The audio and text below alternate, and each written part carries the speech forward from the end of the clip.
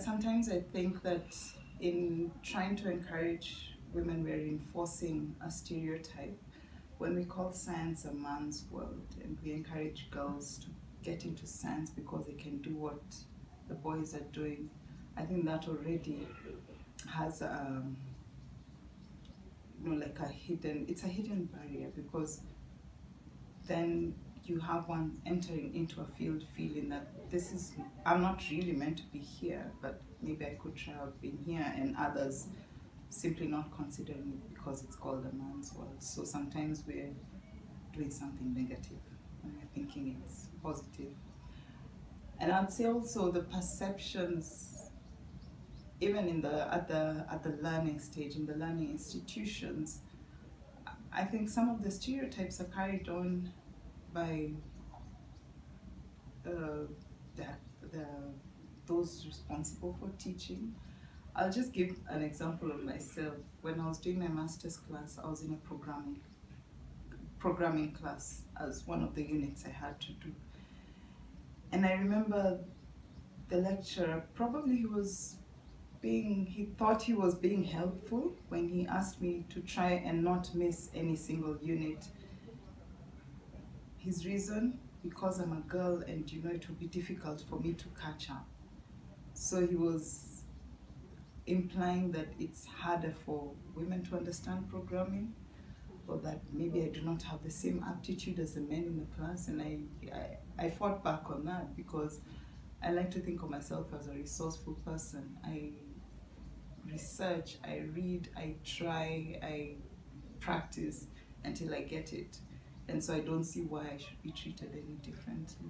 One of the hardest things about being a career woman, any career, but sometimes more so in a science or research background or research career, is the aspect of having to balance family and work. Making a decision between career progression or having a family that functions well. Traditionally, it's been left to the woman pretty much to figure out how best the family unit can stay together.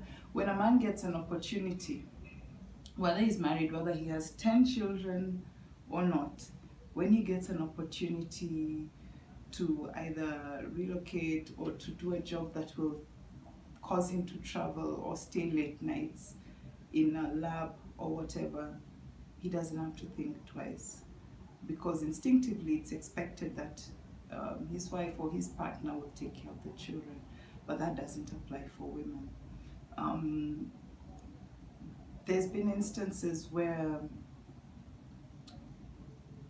I was working in a setup where fellowships and scholarships were being given for research, and women were highly encouraged to apply, and we got brilliant applicants.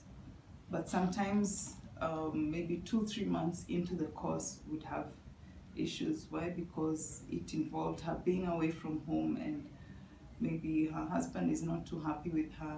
One extreme case was where one woman from Sudan nearly gave up her fellowship opportunity because the husband was alleging that she's living an immoral life away from home, thinking that she's being unfaithful, and it was a really difficult situation.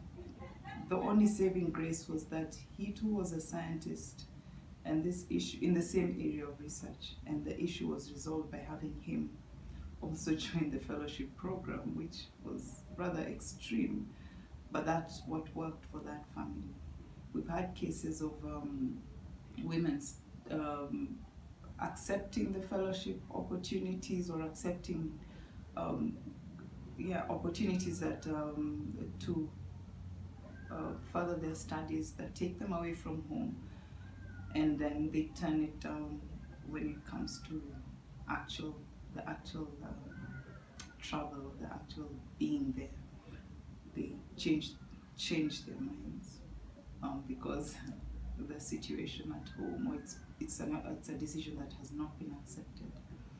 I think even the society generally they ask you, who's going to take care of your family? I wonder, what do you mean who's going to take care of your family?